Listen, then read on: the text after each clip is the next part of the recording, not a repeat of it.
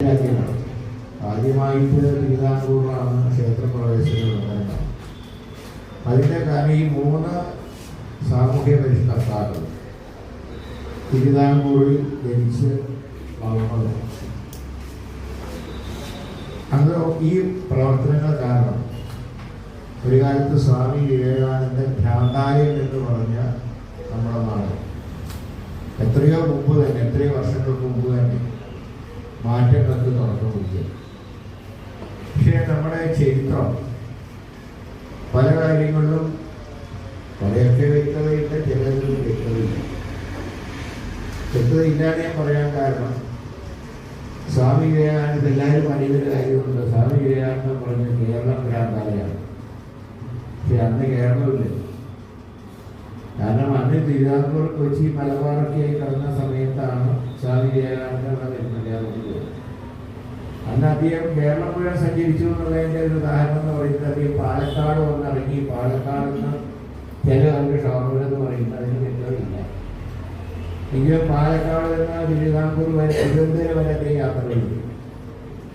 അദ്ദേഹം തിരുവനന്തപുരത്ത് നിന്ന് മഹാരാജാവിനെ കാണാൻ ഒരു 3-4 ദിവസം കാത്തു വന്നൊക്കെയാണ് ചരിത്രത്തിൽ പറയുന്നത്. അതിന് വ്യക്തതയില്ല. പക്ഷേ അദ്ദേഹം വന്ന് പാലക്കാടാണോ ഷൊർണൂരാണോ, പാലക്കാട് വരാനാണ് സാധ്യത. കാരണം പാലക്കാടാണ് കേരളത്തിൻ്റെ അതിർത്തി എന്ന് പറയുന്നത്. അന്ന് ഇന്ന് പറയും. അപ്പോൾ ഏതായാലും അങ്ങനെ വന്ന് ഇവിടുത്തെ സാഹചര്യങ്ങൾ അദ്ദേഹം കണ്ടപ്പോൾ ഇന്നത്തെ കേരളത്തിൻ്റെ ഒരുപാട് പ്രദേശങ്ങൾ, മലബാർ, കൊച്ചി, തിരുവിതാംകൂർ അദ്ദേഹം സന്ദർശിച്ചു.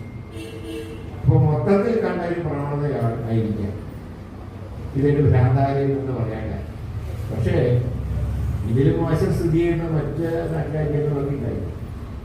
തമ്മിൽ ഭേദം വന്ന് ഒരു പക്ഷേ നമ്മുടെ നാടിനെ ജയിക്കാനാണ് സാധ്യത. പക്ഷേ നമുക്കൊക്കെ ആദ്യം നല്ലൊരു സംസ്കാരം ഉള്ളതുകൊണ്ട് നമുക്ക് ചേരാത്ത ചില പ്രവർത്തികൾ കാണുമ്പോൾ അതിനെ നമ്മൾ വിമർശിക്കാം.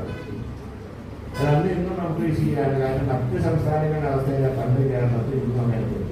അതുകൊണ്ട് നമ്മുടെ സംസ്കാരത്തിന് ചേരാത്ത പ്രവർത്തികൾ കാണുന്നു, നമ്മളതിനെ ശക്തമായി പ്രതികരിക്കാൻ. പക്ഷേ സ്വാമി വിവേകാനന്ദൻ വന്ന ഇവിടുത്തെ കാര്യങ്ങൾ നടക്കുകയാണ്. ഇവിടെ ഒരു ഭ്രാന്താലയമാണ്. പക്ഷേ ഈ 3 സാമൂഹ്യ പരിഷ്കർത്താക്കളുടെ പ്രവർത്തനം കാരണം അതൊക്കെ മാറി ഇവിടെ കേരളം നല്ല രീതിയിൽ പിന്നീട് പോയി.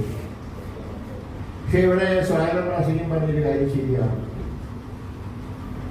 ചട്ടമ്പിസ്വാമികളെ കുറിച്ച് കൂടുതൽ ഒരു അറിവോ അംഗീകാരമോ അദ്ദേഹത്തിന് കിട്ടിയിരിക്കാതെയാണ്. അപ്പോൾ ശ്രീനാരായണ ഗുരുദേവൻ അദ്ദേഹം അന്നത്തെ പഴയ തിരുവിതാംകൂറിലാണ് ജനിച്ചതെങ്കിലും അദ്ദേഹം മംഗലാപുരം വരെ സഞ്ചരിച്ചു. അതിൻ്റെ ഉദാഹരണമാണ് കോഴിക്കോട്ടെ ശ്രീകണ്ഠേശ്വര ക്ഷേത്രം, തലശ്ശേരി ജഗന്നാഥ ക്ഷേത്രം മുതൽ മംഗലാപുരത്ത് ക്ഷേത്രം വരെ ക്ഷേത്രം അവിടെ പ്രതിഷ്ഠ നടത്തി. അദ്ദേഹത്തിൻ്റെ പ്രതിഷ്ഠകളൊക്കെ ശിവന്റെ പ്രതിഷ്ഠകൾ. അന്ന് അദ്ദേഹം ഒരുപാട് സഞ്ചരിച്ചു.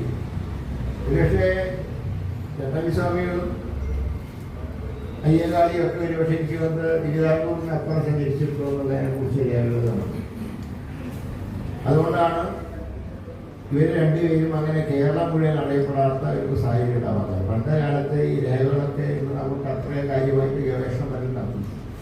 ഇതൊക്കെ ഗവേഷണം നടത്തേണ്ട കാര്യമാണ്. കാരണം നമുക്കറിയാം സ്വാതന്ത്ര്യം കിട്ടിയിട്ട് 78 വർഷം.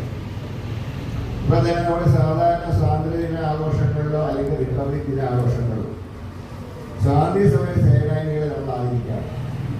പക്ഷെ ഇപ്പോൾ നമ്മൾ ചെയ്യുന്നത് മുതിർന്നവരെ ആദരിക്കുക. എന്താ കാരണം? സ്വാതന്ത്ര്യ സമര സേനാനികളില്ല. ഏതാണ്ട് അതിനൊന്നുമല്ല. കാരണം 78 കൊല്ലം കഴിഞ്ഞു.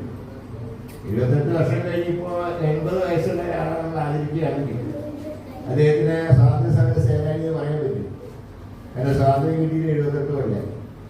അപ്പോൾ ഇന്ന് 80 വയസ്സുള്ള ഒരാളെ ആദരിക്കുമ്പോൾ സ്വാതന്ത്ര്യ സമരം ഇന്ത്യക്ക് സ്വാതന്ത്ര്യം അവർ 2 വയസ്സുള്ളൂ. ഇന്ത്യക്ക് സ്വാതന്ത്ര്യ സമര സേനാനി എന്ന് പറയും. അപ്പോൾ കാലം പിന്നിടുമ്പോൾ പഴയ പല സത്യങ്ങളും മറക്കും. ഒരുപക്ഷെ ശാസ്ത്രീയമായി ഇന്നത്തെ ഒരു യുഗത്തിൽ, ഒരു ഹൈടെക് യുഗത്തിൽ ജനിക്കുന്ന ഒരു പൗരന് എന്താണ് സ്വാതന്ത്ര്യ സമരം? ഞാനുൾപ്പെടെ ഈ വേദിയുള്ള മഹാഭൂരിപക്ഷം പേര് സ്വാതന്ത്ര്യവാദത്തിൽ ജനിച്ചത്. അപ്പോൾ ഞങ്ങൾ പോയിട്ട് സ്വാതന്ത്ര്യ സമരം കണ്ടു. പിന്നെ ഞങ്ങൾക്ക് ശേഷത്തുള്ള തലമുറ ഉണ്ടായിരുന്നു. അവർക്ക് എന്താണ് സ്വാതന്ത്ര്യ സമരം, എന്താണ് ഇതിൻ്റെ ചരിത്രമൊന്നും ആർക്കും അറിയില്ല. ഞാൻ ഈ അടുത്ത കാലത്ത് പാർലമെന്റ് ആക്കാനുള്ള നിലയിൽ ആൻഡമാൻ നിക്കോബാർ ദ്വീപുകൾ സന്ദർശിച്ചപ്പോൾ അവിടെയുള്ള സെല്ലുലാർ ദ്വീപ്, അപ്പം ആ ദ്വീപിൽ പോയി കണ്ടപ്പോഴാണ് അന്ന് സെല്ലുലാർ ദ്വീപിനെ കുറിച്ച് പറഞ്ഞിരുന്നത് അവിടെ കൊണ്ടുപോയാൽ ഒന്നുകിൽ അയാൾ സ്വയം മരണപ്പെടും, രോഗം വന്ന് മരണപ്പെടും, അല്ലെങ്കിൽ തൂക്കിലായിരുന്നു.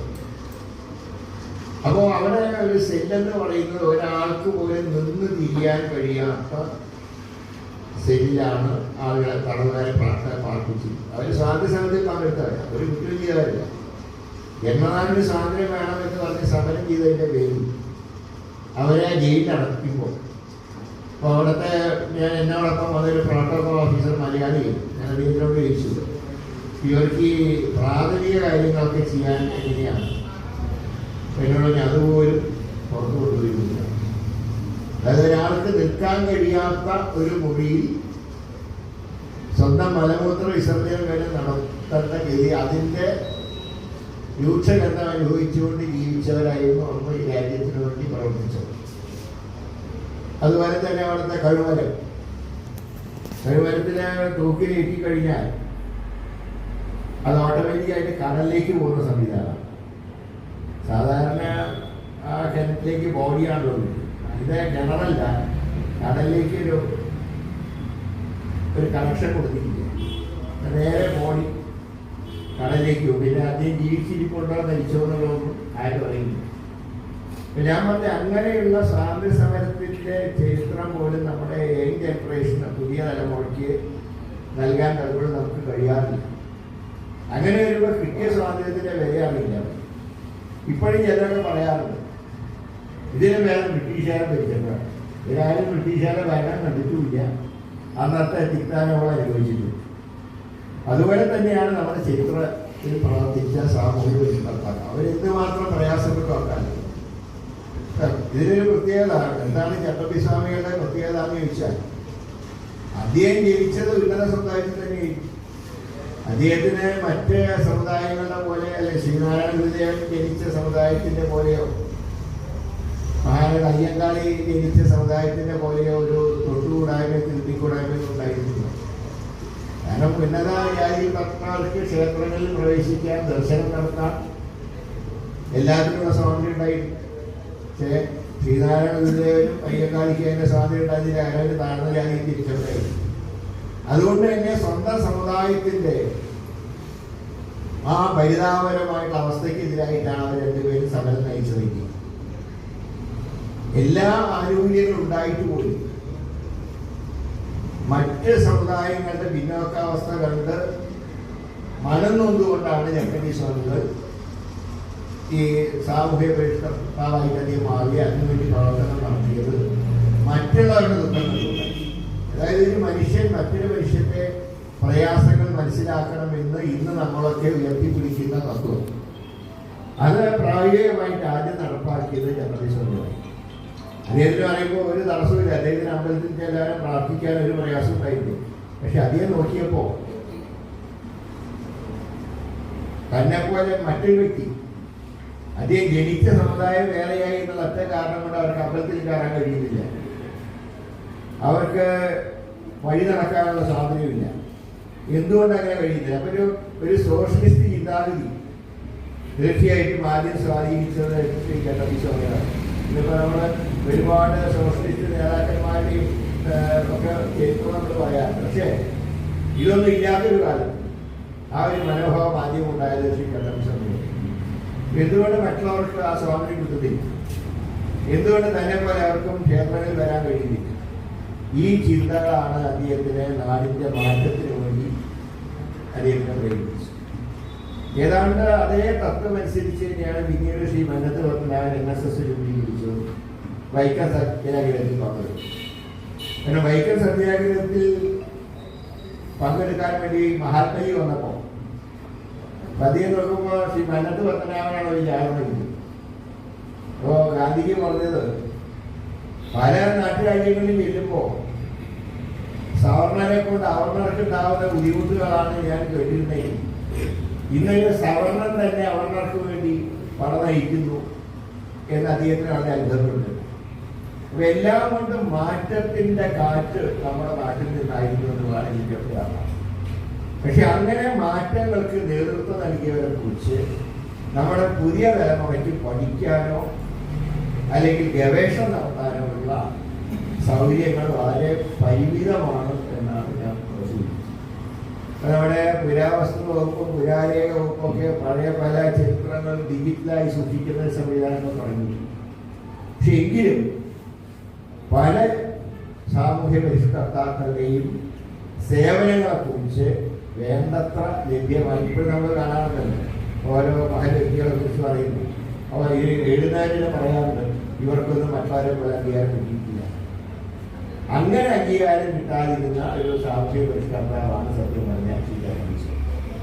അതുകൊണ്ട് അദ്ദേഹത്തിനെ പോലുള്ള നടത്തിയ പ്രവർത്തനം, അന്നത്തെ അദ്ദേഹത്തിൻ്റെ വിപ്ലവകരമായിട്ടുള്ള സമീപനം, ഇതൊക്കെ പുതിയ തലമുറയ്ക്ക് കൈമാറാനുള്ള സംവിധാനം ഒരുക്കുക എന്നുള്ളതാണ് നിങ്ങളുടെയൊക്കെ പ്രധാന ചുമതല.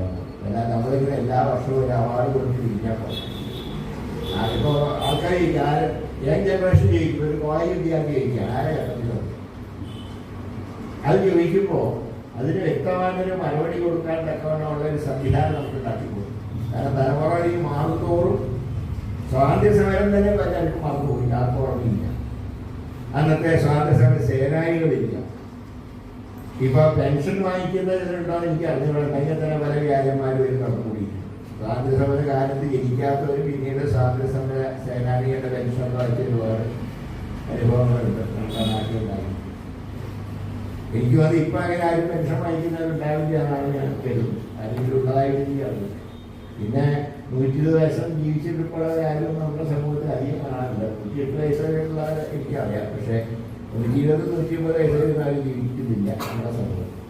ഇപ്പം ഞാൻ ഇത്രേ പറയുന്നുള്ളൂ, ഈ കാര്യങ്ങളിലൊക്കെ ഒരു വ്യക്തത നമുക്കുണ്ടാവണം. പുതിയ തലമുറയ്ക്ക് വിവരങ്ങൾ കൈമാറാനുള്ള സംവിധാനങ്ങൾ ഉണ്ടാക്കണം.